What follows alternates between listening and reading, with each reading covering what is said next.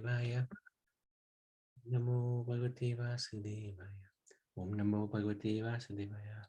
Hare Krishna, dear devotees. Thank you for joining us today. I'd like to seek the blessings of Radha Krishna, Krishna Balaram, Gaunitai, Srila Prabhupada, Guru Maharaj, and of the assembled Vaishnavas.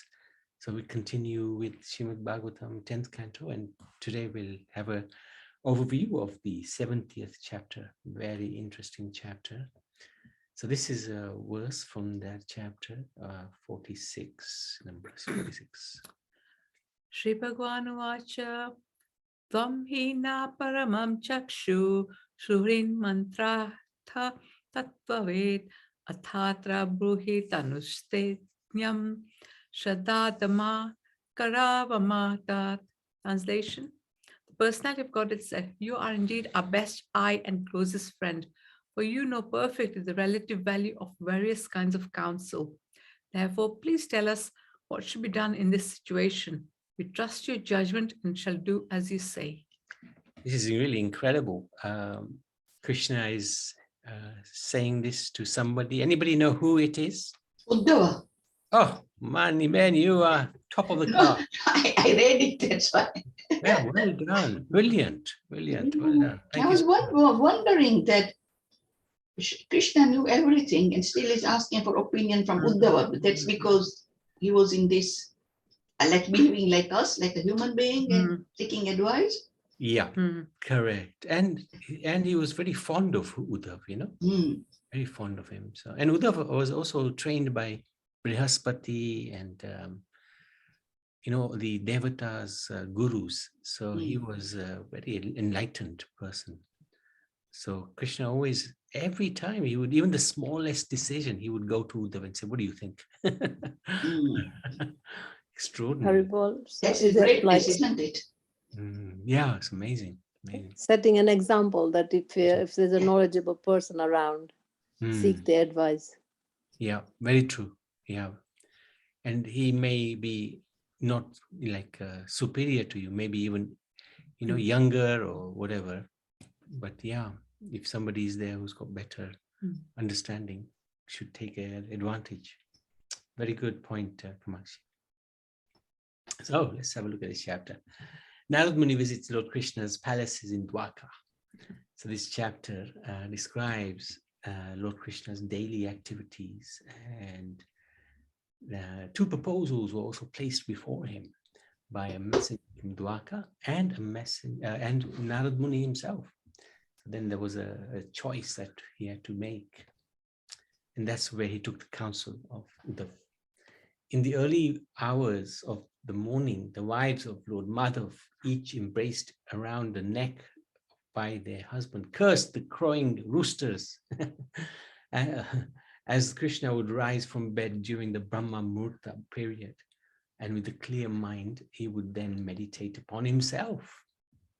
So why does he have to meditate at all? But he's got to meditate at some point. He meditates on himself. Who else can he meditate on?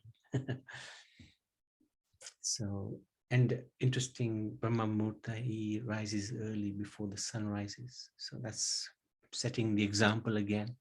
Always good to rise early and try to chant the holy names of the Lord. And while we're chanting, we don't ignore the Lord. We actually associate with the Lord. We meditate with the Lord. So, and we can have a one-to-one conversation at that time. Generally, the conversation would be around the lines of, "Let me do something for you, my dear Lord. Let me be engaged in your service. Let me not forget you in any situation." So the ladies were disturbed that now they would be separated from him. After bathing and executing the dawn rituals and the other religious duties, he would offer oblations into the sacrificial fire. He would chant the Gayatri mantra. He would worship and pay tribute to the demigods, sages, and forefathers. This is really amazing. and offer respects to learned Brahmins. Then he would touch auspicious substances, decorate himself with celestial ornaments, and gratify his subjects by giving them whatever they desired. So every day he worshipped the rising sun and would then carefully worship his elders and the Brahmins, whom he would offer cows with gold-plated horns and pearl necklaces. Daily the Lord gave 13,084 cows, which provided abundant milk, accompanied by their calves, to the learned Brahmins. Jayanti had a question, what do the Brahmins do with all these cows they get?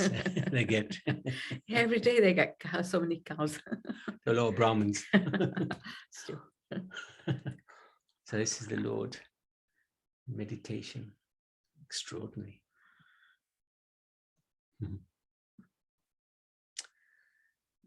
Krishna, then he enters this Sudharma assembly hall. The Lord's chariot driver, Daruk, would bring his supremely wonderful chariot, and the Lord would mount it together with Satyaki and Uddhav. So they would accompany him pretty much all the time. The palace women would look upon Lord Krishna with shy, loving glances, and thus he would get free from them only with difficulty. He would then drive to the Royal Sudharma Assembly Hall, which protects those who enter it from the 6 waves of material life. 6 waves that would presumably be lust, anger, greed, attachment, envy, pride. When he would take his seat in the assembly surrounded by the Yadavs, he would appear like the moon surrounded by the circle of stars called nakshatras. Poets would recite his praises to the accompaniment of drums, cymbals, veenas, and other instruments, and jesters would entertain the Lord by displaying various comic moods.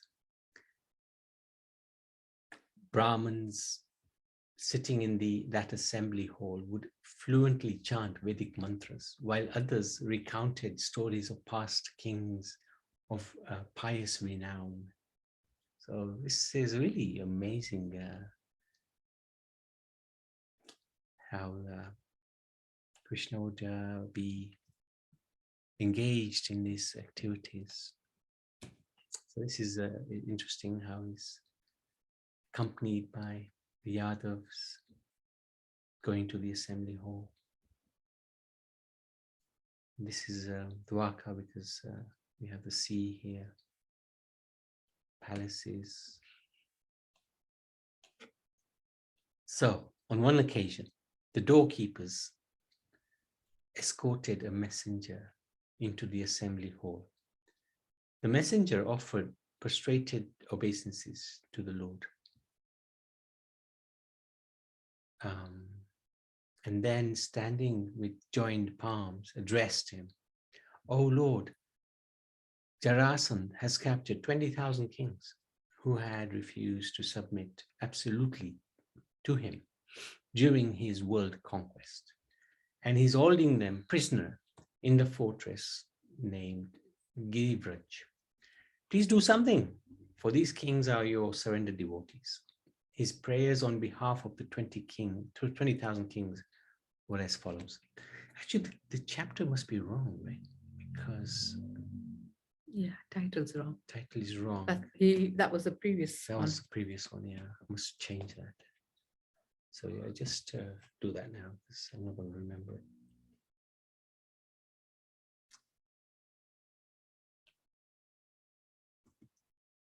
Okay. I think the title is about Krishna's daily activities. I think Oh yeah, that's right. Oh yeah, that's what it is. Well done, Nariben. I was just testing if very good. People in this world, so these are the prayers by the kings, and they were conveyed by the messenger to Krishna. People in this world are always engaged in sinful activities and are thus bewildered about their real duty. You have descended into this world with your personal power to protect the saintly and suppress the wicked. We have rejected the real happiness of the soul, which comes by rendering selfless service to you. So this is a little contradictory in terms. Right? How can serving somebody give you happiness?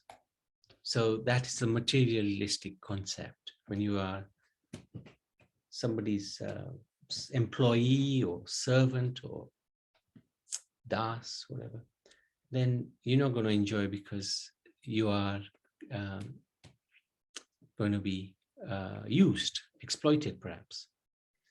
But in the spiritual context, it's the other way around. The servant enjoys more than the master. So how is that? How is that possible? Because the mood of the servant is, I want to please you, my dear Lord, and I don't want anything back in return. And that gives him great satisfaction. And when the Lord sees that, he becomes completely indebted, and he'll do anything for that devotee. And that reciprocation gives this devotee so much happiness that he doesn't, he just wants to serve. That's his mood. And that conquers the Lord. And that's why in the spiritual context, the servant is greater than the master. The servant will control the master. But of course, that's all dependent on the mood. Yes, Riyansh. Prabhuji, how did the 20,000 kings send a message to Lord Krishna, because they were in the jail where Jarasandha put them? So if they even send a letter, Jarasandha is there, right? So how could they send a message without telling Jan? Yeah, that's a good question. I think they somehow managed, just like Rukmini, managed to send a letter to Krishna. So they found somebody who was very inclined towards them. And that messenger was very brave because he went to Dwarka to meet the Supreme Lord. So somehow they found somebody to, otherwise you're right. They were captured by Jarasandha and nowhere to go because he was so powerful. So somehow they found somebody to help them. There's not that much detail who and how in the Bhagavatam. Okay. Thank you. Thank you for answering that question. Wielding alone the prowess of 10,000 maddened elephants, Jarasandha has locked us up in his house, in his palace, just as a lion captures sheep. As you allowed him to defeat you once, as you had allowed him to defeat you once. Now he is so filled with pride that he dares to torment us. Please bestow good fortune on us poor souls. So this was the message of the kings imprisoned by Jarasandha, who all hanker for your audience. This is what the messenger is saying, having surrendered to your feet. Just at that moment, Narad Muni appeared. Lord Krishna is the worshipable master of even planetary rulers like Brahma and Lord Shiva. Yet, as soon as he saw Narad Muni had arrived, he joyfully stood up along with his ministers and secretaries to receive the great sage and offer him respectful obeisances by bowing his head. They offered the great sage a seat, which he humbly accepted. And then Lord Krishna gently spoke the following truthful and pleasing words. Since you travel all over the universe spreading freedom from all fear, and since there is nothing unknown to you within God's creation, please inform us what the Pandav brothers are planning to do. So Krishna was very concerned about the Pandavas. He was also concerned about these 20,000 kings. But he wanted to know from Narad Muni, because Narad Muni travels, as we know. Then Narad Muni spoke, he praised the Supreme Lord. He said to he was speaking to the Lord and everybody else as well. He's a preacher. The insurmountable power of your Maya and can bewilder even the creator of the universe, Lord Brahma. And you disguise yourself by your own energies while moving among the created beings as a fire covers its own light with smoke. So even when he was on the planet 5,000 years ago, not many people realized this is a Supreme Lord. He hides himself, just like fire covers its own light with smoke. Who can understand your purpose? With your material energy, you expand and also withdraw this creation, which thus appears to have substantial existence. The living entity caught in the cycle of birth and death does not know how he can be delivered from the material body, which brings him so much trouble. We know it, right? This body is just full of trouble, right? But we're so attached to it. But you, the Supreme Lord, descend to this world in various personal forms. And by performing your pastimes, you illumine the soul's path with the blazing torch of your fame. Therefore, I surrender to you. Oh, same title, yeah. And he also replies to the Lord. King Yudhishthir desires to perform the Rajasuya sacrifice. So this is a really special yajna, intending to worship you with the greatest fire sacrifice. For this, he requests your sanction. For this, he requests your sanction and presence. Many demigods and illustrious kings will come just to see you. Understanding that the Yadavs wanted him to defeat Jarasan, Lord Krishna asked his wise minister, Uddhav, to determine which of the two matters at hand, the defeat of Jarasan or the Rajasuya sacrifice, should be attended to first. So this is really interesting. So Krishna had two proposals. One was to go and defeat Jarasan and free the 20,000 kings, or attend to the Rajasuya sacrifice, which Yudhishthir, his beloved Pandavas, were going to perform, where he was going to be the chief guest. So what to do? Which of the two? So there you go. This is extraordinary, because Lord Krishna, all-knowing, omniscient, Supreme Personality of Godhead, requesting Uddhav, please guide us. What should we do now? We will do as you tell us. So this is end of chapter 70. Any questions or any comments, please? I'm not sure.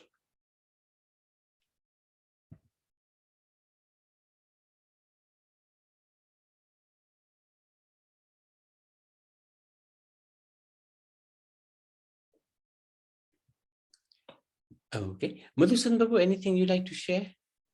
He's not here. Okay. One thing, Prabhuji, Yes. when I was reading the chapter, it said that when Krishna left each of the palaces, he came, nobody else would see that he has left his palace. He was on his own, and only his queen, which was living with, would see him. But when he reached this huge place where he had a meeting, then all his different forms combined into one. And then he attended that assembly. You're right. Yeah, interesting. Yeah. I missed that bit, but I can't remember, literally so long ago now. I've got it as a little different in the sense that Lord's chariot rider would bring him his supremely wonderful chariot, and he would mount it with Saptaki and Uddhav. So at some point, yeah, he would leave, I suppose, on his own, and then they would all combine into one. Yeah. Yes, that's what it says. Yes. Yeah. Okay. Thank you for sharing that. Very nice. Very good point. Okay. Thank you so much. So tomorrow actually is Narottam Das Thakur's birthday, I think, appearance day. So we will be talking about Narottam Das Thakur. And then after that, we're going to be continuing with the Bhagavatam and quite a few chapters. So okay, so let's Srimad Bhagavatam ki jai, Srila Prabhupada ki jai.